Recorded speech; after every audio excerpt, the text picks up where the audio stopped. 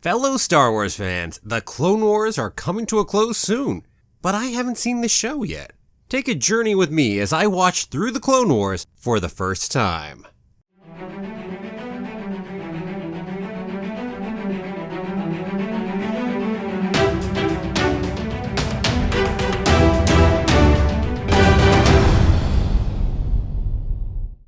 Well, hello there. My name's Jeremy and welcome back to Freeform Disney, where I talk about all aspects of Disney, from the animated movies to the theme parks to Star Wars, Marvel, and Pixar, and the TV shows, and everything else in between. And that is why it's Freeform. And keep coming back every day for new daily content. If you're not subscribed yet, don't forget to hit that subscribe button. Now on to today's topic, Clone Wars, a new beginning. A new hope, perhaps? You get the idea. I'm a big Star Wars fan, but I certainly haven't seen and read everything, that's for sure. One of my big gaps, though, is the Clone Wars. I've randomly seen a couple episodes, but that's about it, so I'm going in pretty much fresh.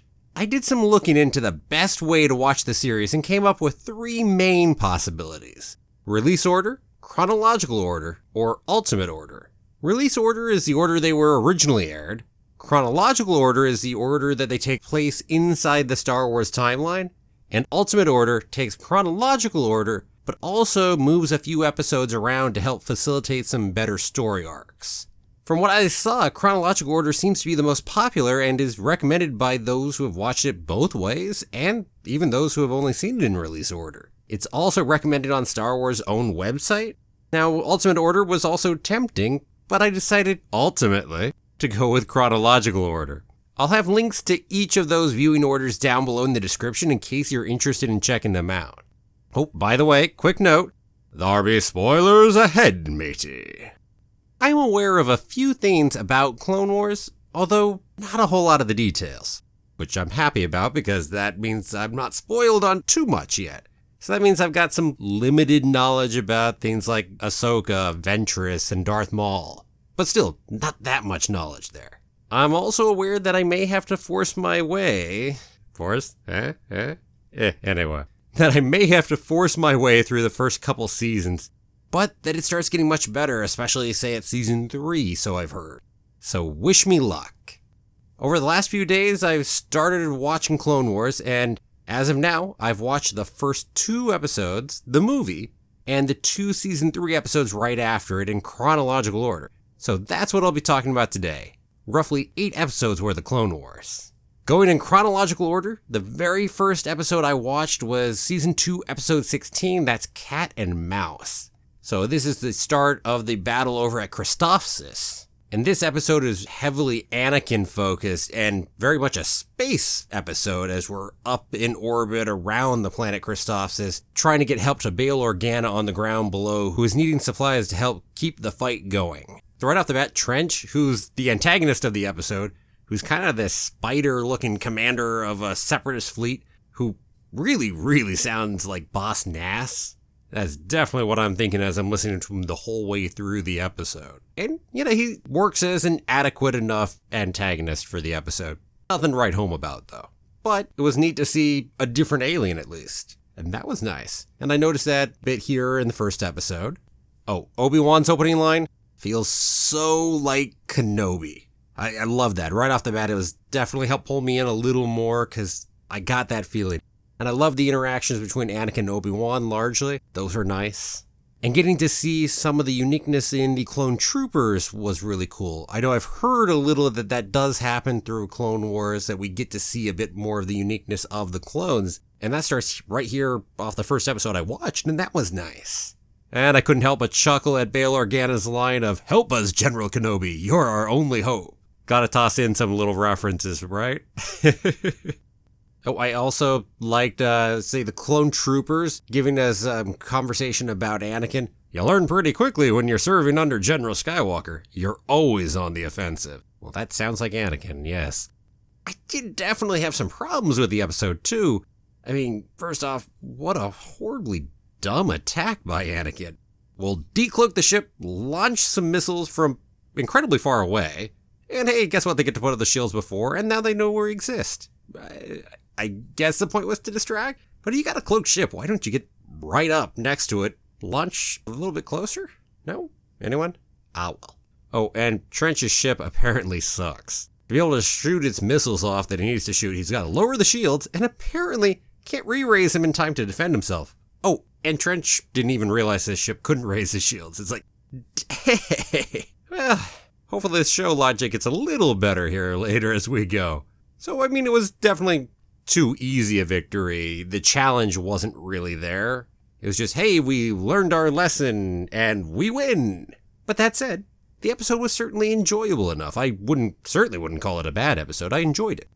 Onward to the next one. Season 1, Episode 16. Interesting there's Episode 16 in both Season 1 and Season 2. I thought that was interesting. I'm not sure if that's coincidental or intentional. This one is called Hidden Enemy. So it's the next piece of the Christophsis battle. And at least for me, this is the introduction of Ventress as an enemy. So getting to see her wield 2 lightsabers, and we get a lightsaber duel right off. Well, not quite right off, a little ways in, but we get a lightsaber duel pretty early on into the Clone Wars series. Love that. That's nice. Definitely neat seeing the different individuals amongst the clones, and this really brought that up more. Heck, we even have a clone who was a traitor. But yet, if you look at what he's doing, he certainly seems incredibly misguided. But talking about the clones essentially being slaves to the Jedi certainly has a ring of truth, and I hope we'll explore that more and go a bit deeper on that somewhere in the future of the series. So I like the possibilities that this provided in what we might see later on with the clones. And I'm getting the idea that our blue commander clone there, Rex, is probably going to be somebody we're going to see more. Definitely the way he was introduced feels that way to me. Definitely enjoyed this episode. It was a fun romp over through Christophsis with a number of good elements going on in it. Okay, up next was the movie. And the movie had about 4 episodes length worth, although I'd say it had 3 main parts. It had the Christophsis battle, a monastery rescue/battle scene, and then our section on Tatooine, which each make up around a third. Okay, thing I wasn't a fan of, Mace and Palpatine felt like really poor cliche versions of themselves off the bat. I just gotta note that. Something I was surprised about was a clone getting his head shot off. There were lots of deaths. Surprised me that it was willing to do that much, especially with the worry about it being a quote-unquote kids show. So that was nice. Ahsoka's introduction, I definitely liked that. Ahsoka Tano, Anakin's new Padawan, or Snips, shall we call her. Although I think the other nickname's better. Anakin is Sky Guy. I love the nicknames. And their interactions were fun throughout the, I was going to say episode, but I suppose throughout the movie. And the Battle of Christophsis as a whole was enjoyable. Ever popular problems with strategies and whatnot being way one-dimensional, the whole thing with the guns, but ignoring those kind of issues, was a good episode. So what about the other 2 sections of the movie? Well, they certainly weren't as good as the Christophsis section. I certainly can't say that. The Christophsis section was the highlight of that. The rest of the whole Save the Hutt storyline, it was neat to see a little expansion. Padme popped up an hour and 15 minutes into the movie, although she was very undiplomatic in my opinion, and not exactly very Padme-like. Although it was nice to get to see her really do some aggressive negotiation, shall we say. So that was cool. Speaking of echoes of other lines, she had a line to Zero early on with the "You'll regret this," which really made me think Leia over in Return of the Jedi telling Jabba the Hutt that you'll regret this. Easter egg reference between the two. I noticed in Ventress's and Obi-Wan's conversation that they suggest they've run into each other a number of times before. I wonder if that will get referenced more later on in the series.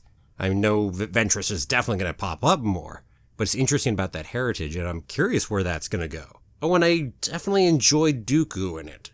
Dooku was well done, and I love the conversations between him and Anakin. So looking forward to seeing Dooku a little bit more during the show and get him fleshed out a little bit more. Ultimately, the movie, overall, it was good, I'll say. Enjoyable anyway. Let's go with enjoyable. I'll call the first third of it good. Let's move on. Season 3, Episode 1 is next in chronological order, and that's Clone Cadets. So this one was completely focused on the clones over on Kamino. So a whole bunch of characters I haven't seen at all, ever. Well, that's not entirely true. Lama Su actually made an appearance within there for a little bit. And I do know Lama Su from Attack of the Clones. Oh, and I do think I'm ever so slightly familiar with Skakti, the Twi'lek Jedi, who is in charge of training clones on Kamino, or at least on that day was. It was neat to see the strife amongst the clones off the bat. And to get some interesting explanation as to reasons why some of that's happening, talking about apparently the DNAs of Jango's having to be stretched even more because Jango's dead, and so therefore the clones are having more variance and their quality's not necessarily as high. It's interesting. And they're also having to use mercenaries to help train them because we don't have enough Jedi to do the training. Although I have to imagine that there weren't any Jedi doing the training early on. Maybe that's okay because Jango DNA was better at that point? Or Jango was personally training them? Not sure. I also like seeing a few different alien species in there. We had some different alien mercenaries. That was cool. I can't help but like my reference to THX 1138. They used a training module. They called it like version THX variable 1138. Which, by the way, if you've never seen the movie THX 1138, go see it. One of George Lucas's early works, and it was a good movie. So there was definitely some really cliche stuff within this episode. No doubt about that. And even some of the early stuff between Heavy and 99, definitely. Although I really loved that last moment between Heavy and 99. That was really nicely done. Overall, I'm going to call this one better than the other couple episodes I saw earlier on. This was nicely done, even despite its faults. So, nice. And I note this is a season 3 episode, so maybe that's just something to expect as we get further into the show and into the season 3 section. One last episode to talk about today, and that's season 3, episode 3, which is Supply Lines. And now we get to go somewhere else entirely because Ryloth is under attack. And we also get to spend a lot of time over at Toydaria. It was neat to see Senator Bail Organa and get to see him do some diplomatic work. And Jar Jar was surprisingly competent. I was surprised by that. Goofy, definitely, as would be expected from Jar Jar. But I'd heard a lot about Jar Jar and Jar Jar episodes not being as good necessarily. Well, that's not the case for this one anyway. Maybe it's some more of those other season 1, season 2 episodes that I'm coming up to. We'll see. I'll talk about it if it happens, of course. And I did notice that the voice of Jar Jar is still Ahmed Best. So he actually came back to do Jar Jar's voice, and that's cool. Let's see, other things I caught during the episode, though, there was a reference to a separatist senate. So that was a nice expansion of the lore and getting to find out a little more of what was going on there. Hopefully, again, we'll dig a little more into that as the show keeps going. We also got to meet a new mercenary, Twi'lek, as well as another new Jedi, and that's Jedi Master D, who actually I was surprised that we killed him off. And it was actually an effective death. It was nicely done. I was a fan.